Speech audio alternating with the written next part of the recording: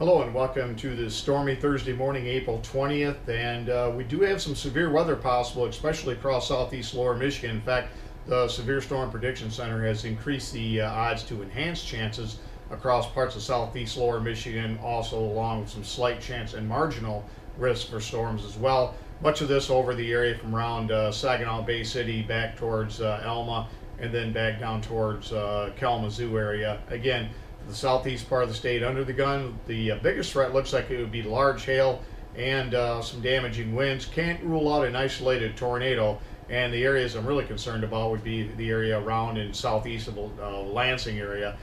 Keep an eye to the sky this afternoon. Again, thunderstorms possibly severe this afternoon. Looks like the best chance will be from around 1 or 2 p.m. to about 7 or 8 p.m. From northwest to southeast. And if we look at the normals of the day, our normal high is 61, the normal low is 38. And if we look at the warmest and coldest temperatures across the lower 48, yesterday 104 degrees, again at Rio Grande Village in Texas. And the cold spot, 12 degrees at Tulamo Meadows in California. And if we look at conditions across the area yesterday, you can see temperatures mainly in the 60s to low 70s across the northern areas, but into the upper 70s across southeast lower Michigan. And if we look at the webcam out there this morning, you can see some showers and thunder showers earlier this morning, bringing some locally heavy rain. In fact, we picked up about 4/400ths of an inch of rain here over the last couple of hours, so it came down pretty good at times with lots of lightning.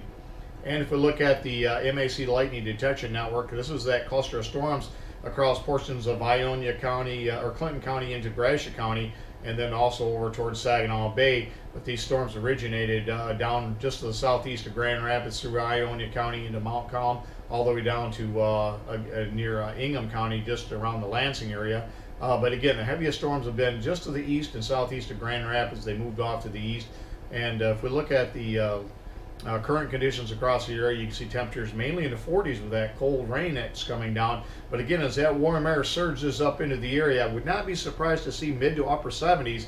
Wouldn't even be shocked to see an 80-degree temperature at our Blissfield or Jasper location, but certainly 70s are likely there. And again, it's going to range quite a bit. I think we could see 60s to around 70 across the northern areas.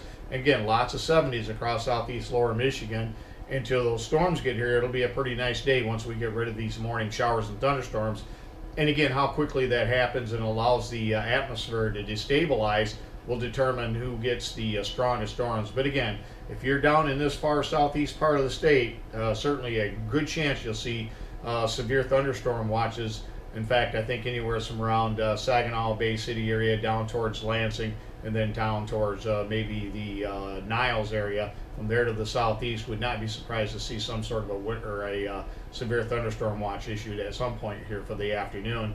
You can see on the low-level wind fields where that low-pressure system is across Wisconsin, and you can see easterly fetch feeding into the storm, southerly winds coming up, and we got changes in wind direction as we go up in heights. And again, that's going to create some pretty good shear. That's why we can't rule out an isolated tornado across the area here for this afternoon. If we look at the satellite, you can see some of the colder cloud tops bringing some of those thunderstorms into the state, more developing back off to the southwest. And again, in this area here where we see a little bit of clearing, that's when our next line of storms are going to develop. You can kind of see that already. And again, as this system moves to the east, we'll see those develop here sometime around late morning or early afternoon to the west, and then they'll increase in intensity as they move across the state of Michigan.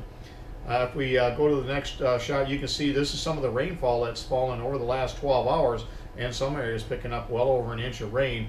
A lot of this in the darker greens and yellows would be around a ½ inch to an inch.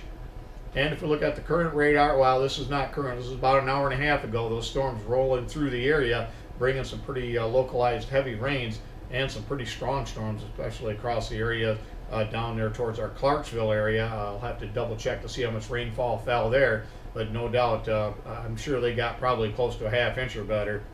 And if we look at the weather map this morning, that low pressure system will be moving into the Great Lakes. Warm front trying to move north, and you can see the Severe Storm Prediction Center highlighting southeast lower Michigan with the chance of severe storms today. And then once we get into tomorrow, things will clear and dry out. We expect to be dry right on through Tuesday as it looks right now, and by Saturday morning again. We'll be sandwiched between systems to our north and to our south, and fair weather across much of the MAC area. Again, right on through the weekend. Again, I think we'll stay dry until probably Tuesday as it looks right now. And if we look at precipitation amounts here over the next 7 days, you can see an inch or better across the central and northern portions of lower Michigan. Again, this area here is where we expect that we could see some of that in the form of severe storms. And as far as the day one severe weather outlook, you can see enhanced area from around Port Huron or towards the Flint area, just around the Lansing area, back down towards Jackson. Again, this area has really got a good shot, I think, of seeing some pretty powerful storms here for the afternoon hours. And if we look at Weather Watch this morning, not a whole lot going on in our area other than the severe weather that we expect later on this afternoon. We got dense fog advisories over in the Virginias, and then across Kansas and Missouri we got an area flood watch. Thanks for stopping by and have yourself a great day, and 73s to all.